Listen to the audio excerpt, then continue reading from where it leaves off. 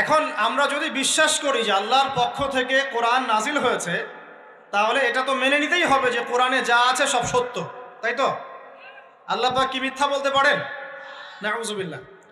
এখন কোরআন এবং হাদিসের অনেক বিষয় আমরা প্রমাণ করতে সক্ষম হই আমাদের ক্ষুদ্র জ্ঞানে। আবার এমন অনেক বিষয় আছে যেগুলো আমরা আমাদের ক্ষুদ্র জ্ঞানে প্রমাণ করতে পারি না। যেমন ফেরেশতার অস্তিত্ব কি আমরা প্রমাণ করতে পেরেছি? আপনি কি ল্যাবে প্রমাণ করতে পারবেন? জিন জাতির অস্তিত্ব আমরা কি চোখে দেখে প্রমাণ করতে পারবো? কবরে আযাব দেওয়া হয়, আপনি কি এটা দেখে প্রমাণ করতে পারবেন?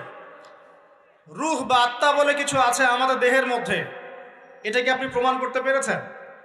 অনেক সময় মুমিন ব্যক্তি স্বপ্ন দেখে এবং স্বপ্নগুলো সত্য হয়, হয় কি না? এবং হাদিসে এসেছে শেষ জামানায় মুমিন ব্যক্তির স্বপ্ন কিন্তু সত্য হবে বেশি বেশি। তো এখন এই যে এমন কিছু বিষয় যেগুলো আমরা বাহ্যিক জ্ঞান দিয়ে প্রমাণ করতে পারছি না, কিন্তু আল্লাহ রাব্বুল আলামিন বলেছেন এগুলো সত্য, আমরা চোখ বন্ধ করে বিশ্বাস করি কি না? বিশ্বাস করেন কি না? জান্নাত দেখেছেন? জাহান্নাম দেখেছেন? না দেখে বিশ্বাস করি কি না? ইমানের কয়টা পিলার বলেন তো দেখে ভাই? কয়টা? ছয়টা। কয়টা? আল্লাহ বিশ্বাস, ফেরেশতাগণে বিশ্বাস, নবী রাসূলগণে বিশ্বাস, আসমানি কিতাব সমূহে বিশ্বাস, পরকালের জীবনে বিশ্বাস, তাকদীর বা ভাগ্যের ভালো মন্দে বিশ্বাস। এই ছয়টার মধ্যে শুধু কোরআন এবং মুহাম্মদ সাল্লাল্লাহু আলাইহি ওয়াসাল্লামকে বাদ দিয়ে আপনি কোনোটাই দেখেন না। দেখেছেন? আল্লাহকে দেখেছেন? ফেরেশতা মণ্ডলী, আগের আসমানি কিতাবগুলো, মুহাম্মদ সাল্লাল্লাহু আলাইহি ওয়াসাল্লামকে সাহাবীরা দেখেছেন, আপনি কি দেখেছেন? আগের নবী রাসূলদেরকে দেখেছেন? পরকালের জীবন দেখেছেন? তাকদীর বা ভাগ্যের ভালো মন্দ দেখেছেন? এই যে না দেখে যে আমরা বিশ্বাস করছি, এটার নাম হচ্ছে গায়েবে বিশ্বাস। কিসে বিশ্বাস? এটাই আল্লাহ পাক বলছেন আলিফ লাম মিম যালিকাল কিতাব লা রাইবা ফিহ। আলিফ লাম মিম, এটা এমন একটা কিতাব যেই কিতাব নিয়ে কোনো সন্দেহ সংশয় নাই। হুদাল লিল মুত্তাকিন, এই কিতাব মুত্তাকিদেরকে পথ দেখাবে। কারা মুত্তাকি? আল্লাযীনা ইউমিনুনা বিল গায়বি, যারা এই অদৃশ্যে বিশ্বাস করে। বলেন সুবহান। আল্লাহ পাকের আদেশ পালন করার নিমিত্তে, তার ইবাদত করার নিমিত্তে আমরা আল্লাহ পাকের এই আদেশগুলোকে না দেখেই বিশ্বাস করি।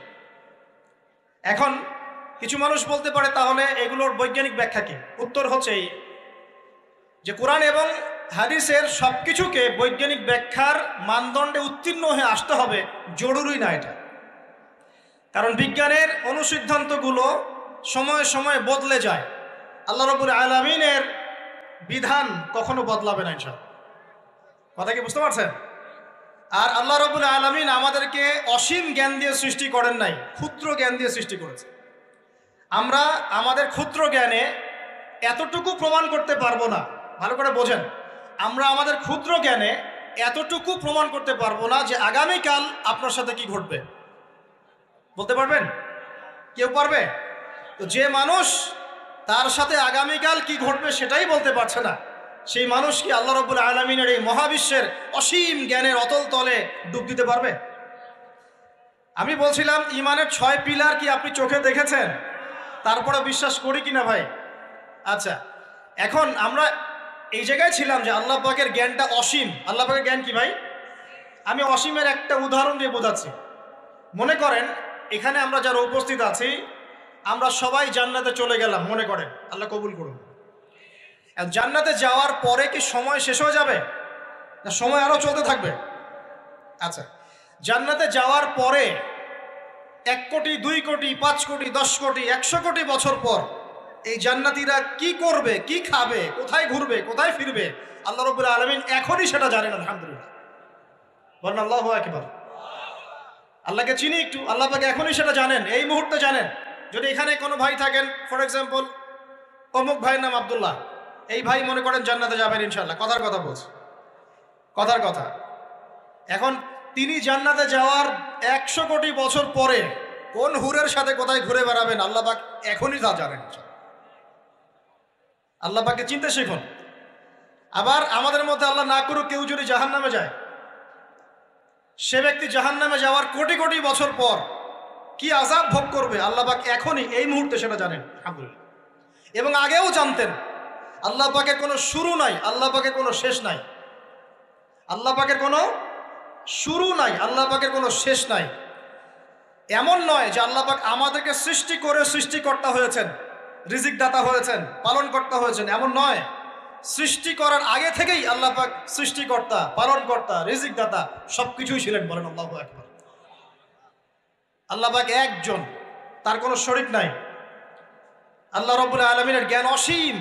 এটার উদাহরণ হাদিসে দেয়া হয়েছে এভাবে যে মুসা এবং খিদির আলাইহিস সালাম নৌকায় সফর করছেন, একটা পাখি এসে নদী থেকে এক ফোঁটা পানি খেয়ে চলে গেল। তখন খিদির আলাইহিস সালাম বলছেন, হে মুসা, এই পাখিটা নদী থেকে যতটুকু পানি পান করতে পেরেছে, এই পানিটুকু হচ্ছে পুরো পৃথিবীর সমস্ত মাখলুকের জ্ঞান।